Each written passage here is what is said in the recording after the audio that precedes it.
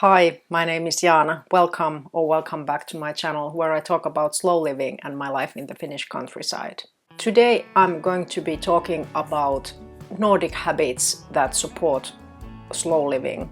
Of course, my perspective is Finnish because I'm a Finn, I live in Finland, but I believe many of these might be common to other Nordic countries as well. At least some of them. First, I have to say that I'm not talking about the structure of our society so much. Of course, we have free education, 40-hour work week, affordable childcare, we have pretty long summer holidays, and all of those contribute to a slow life tremendously, of course. I'm going to be focusing on traits of the Finnish and Nordic culture. Coffee breaks.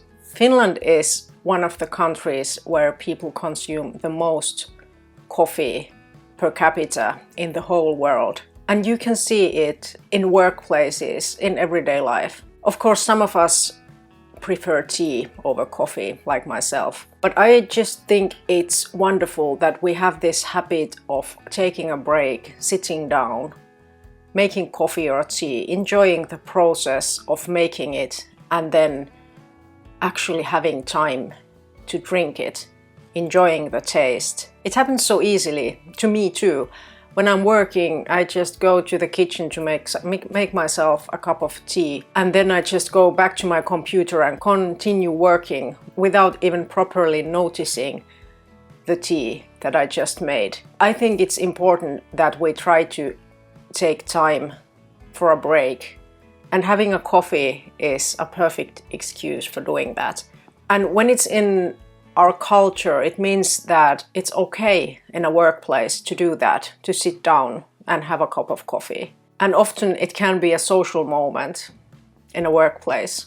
People have coffee at the same time, have a chat, enjoy their cup of whatever they're drinking, and then go back to work. No pressure to smile or to have small talk. This might sound a bit controversial at first. You might think that, of course, smiling is always better than not smiling. But it's not that simple. I remember when I was in my 20s, I was doing exchange studies in Germany. It happened a few times that somebody asked me, "Why aren't you smiling? Is something wrong?" In Finnish culture, I had been used to that it was okay to be who I was. I wasn't expected to smile. It didn't mean that there was something wrong with me or that I was feeling unhappy. I just didn't have a particular reason for smiling. And I feel like especially women are expected to smile. And to me, that feels annoying. I feel like I will smile if I want to, but I won't be doing it just because somebody else expects it from me. And in Finland,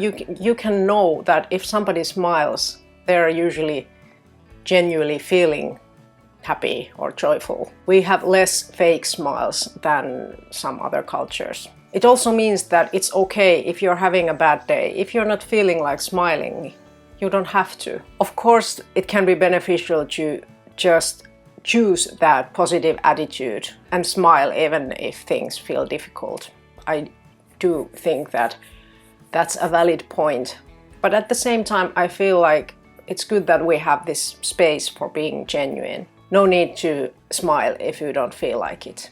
And if you don't have anything to say, it's okay to be quiet. I know this has given us the reputation of being icy and distanced, because in a Finnish conversation, it's fine to be quiet sometimes. It's fine to have moments of silence. But if you are visiting Finland and that happens to you, just relax. It's nothing to be scared about. Just be yourself. And with time, when you get to know a Finnish person, they are, or many of them are, just as warm-hearted than people anywhere else. Silence.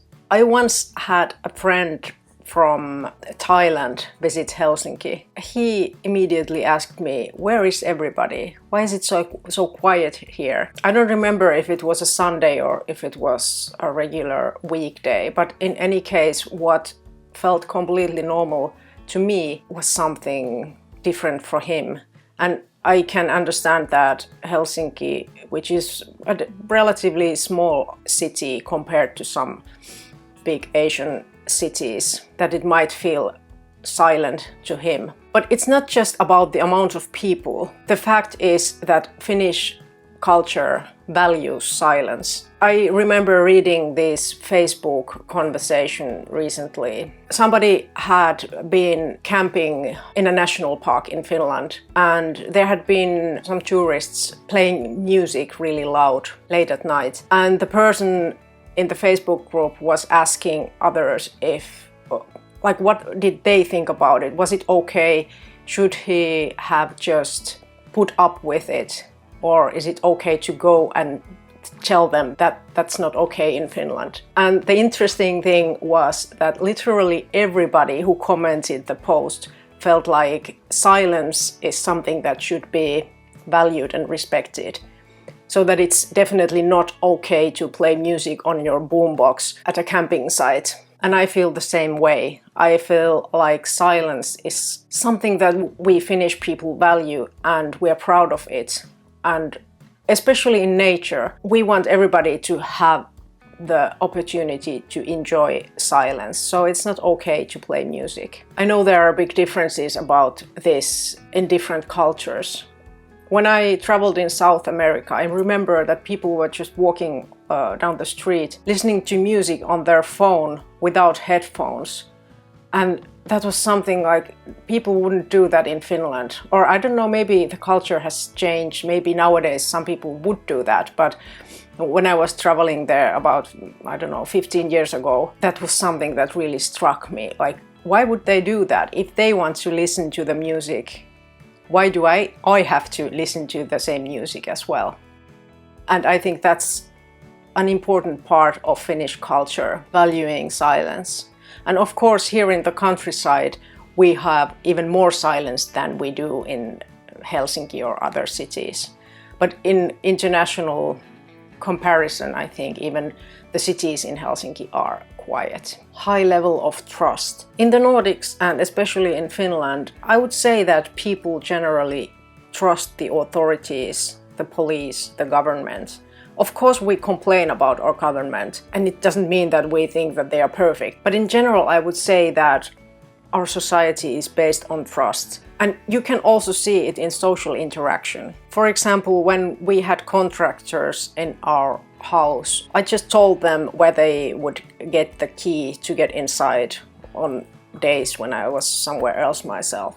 And that's completely normal. It didn't have to be there because especially in a small village like this, you have a reputation. I literally had no doubts about doing that. And this general honesty also means that you generally don't say things that you don't mean. If you're giving somebody a compliment, it means that you actually think that their new dress looks really pretty. Living in the rhythm of nature. The difference between winter and summer in Nordic countries can be pretty rough. In the summer, the sun barely sets at all, and in the winter it's the opposite.